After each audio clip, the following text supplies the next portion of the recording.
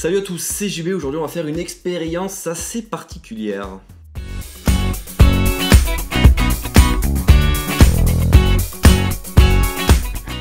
Et oui, comme vous l'aurez compris, aujourd'hui on va donc faire un test d'immersion d'un iPhone 7 dans du champagne. Et comme moi je ne vois pas les choses à moitié, je me suis dit le champagne c'est pas assez, du coup on va s'attaquer également au vin et on va également s'attaquer à la bière. Et là vous devez vous dire, mais ça sert à rien de faire ça. Eh bien détrompez-vous, car il y a quelques jours, lors d'une soirée, certains de mes amis ont vu que j'avais un iPhone 7 et donc par corrélation ont vu qu'il était étanche et se sont dit tiens, si on testait l'étanchéité de ton iPhone 7 avec du champagne et d'autres diluants et autres substances liquides de ce type. Et c'est là où je me suis dit, ah bah ouais c'est vrai, c'est pas si bête que ça. Est-ce qu'un iPhone, ça résiste à du champagne, à du vin, à de la bière? Bien entendu, pour tester l'étanchéité globale et puissante d'un smartphone, c'est pas dans ce petit bocal qu'on va voir ce que peut proposer l'étanchéité d'un iPhone 7 par exemple avec la norme IP67. Ici c'est simplement pour voir de la résistance à du champagne, à du vin et à de la bière. Mais bien entendu c'est mal me connaître parce que moi je vais tester cette étanchéité de cet iPhone avec une étanchéité extrême. D'ailleurs si tu veux que dans une prochaine vidéo je mette tout en œuvre pour détruire cet iPhone 7 de quelque manière que ce soit, lâche un gros pouce bleu dans la barre des pouces bleus et si on dépasse, je sais pas, 20 000 pouces bleus, je détruirai cet iPhone 7. Avant toute chose, je le dis quand même, l'abus d'alcool est dangereux pour la santé, c'est à boire avec modération. C'est qui modération? Ah non, là, tu sors, tu marches, et tu marches sans te retourner, et tu remarches. Bon, on va donc commencer bien avec le champagne, on va ouvrir ce petit champagne, bien entendu, on va le verser dans la petite bouteille. Oh lait. Alors du coup l'iPhone il est là, bien entendu il marche parfaitement, on va venir le mettre dans ce petit bocal juste ici. Et on va venir verser cette fameuse coupe de champagne. Et on va bien entendu attendre 10 minutes, le chronomètre va être lancé sur mon Apple Watch. C'est parti. Et voilà, bon, malheureusement, j'ai pas compté la bonne proportion en termes de champagne et de petits récipients, mais c'est pas grave, on va laisser ça agir pendant 10 minutes. On peut un peu touiller à l'intérieur, hein, on s'amuse un peu, on mélange le tout. On se mouille les mains en même temps et surtout ça a une super bonne odeur. Alors ce qu'on peut voir d'assez marrant c'est qu'en fait il y a plein de bulles qui se sont formées sur le téléphone en lui-même. Bon on va voir à la fin s'il marche toujours ou pas. J'espère qu'il va marcher parce que ce serait con quand même qu'il marche pas avec du champagne mais qu'à la fin ça marche avec du vin et de la bière. Encore quelques minutes à tenir. C'est bon, time's up, on va sortir ce petit iPhone de son petit récipient qui était plein de champagne, enfin plein à juste valeur. Mais c'est parti, allez on le sort. On les sort. À première vue, ce petit iPhone est plein d'eau. Il n'y a rien à dire.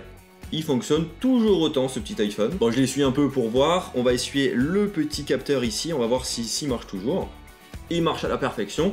Donc, test du champagne réussi. Bon, après avoir mis votre iPhone dans du champagne, on sait jamais, allez quand même le rincer sous l'eau parce que sinon il va coller et c'est pas le must quand même. Deuxième étape, le vin. Alors pendant que je suis en train d'ouvrir cette petite bouteille de vin, bien entendu, je suis allé nettoyer ce petit récipient pour pas mélanger les saveurs parce que tout simplement ce serait gaspiller tout ça. Et ne vous inquiétez pas, toutes les petites bouteilles qui sont versées dedans, elles seront bues après, je vous le promets. Tournicoti, tournicota.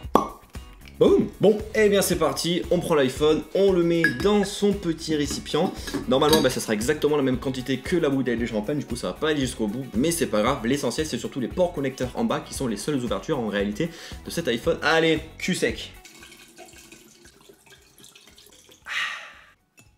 Et bon du coup encore 10 minutes à attendre. Alors là, à l'inverse donc de faire plein de petites bulles comme le champagne dans lequel on est habitué, ici ça ne fait que approximativement des mini bulles, des mini petites choses assez cheloues, mais bon, il n'y a pas de problème de ce côté-là, on ira voir dans 10 minutes ce qu'il vient de cet iPhone.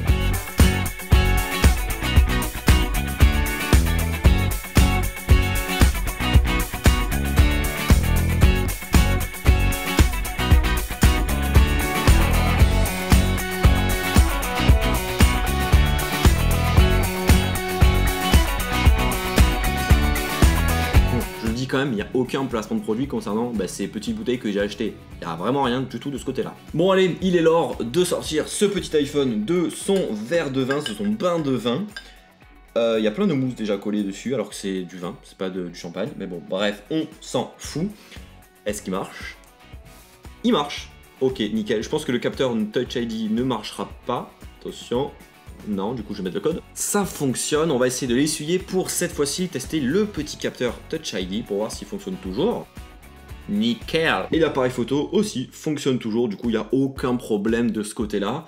Test du vin réussi. Allez, maintenant on s'attaque au dernier et pas des moindres, à savoir de la bière. Et ça, c'est de la plutôt bonne bière. Allez, on change pas une équipe qui gagne, je te remets dedans et c'est parti. Moi. Toute la mousse. Là, ça va recouvrir en plein et j'espère juste que ça va pas sortir un peu plus. C'est nickel. Là, c'est plus intéressant parce que l'iPhone a été entièrement immergé avec plein de mousse et ça va petit à petit diminuer. Je commence un peu à voir le bout de son nez, enfin le bout de son appareil photo.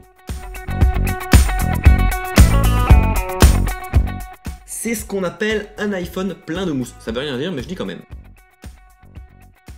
Alors dans ce petit breuvage, il y a donc de la bière aromatisée à la tequila, à consommer avec modération, de la menthe, ainsi que du citron vert, donc ça fait pas mal de petites mixtures pour ce petit iPhone, on va voir si il résiste à tout ça.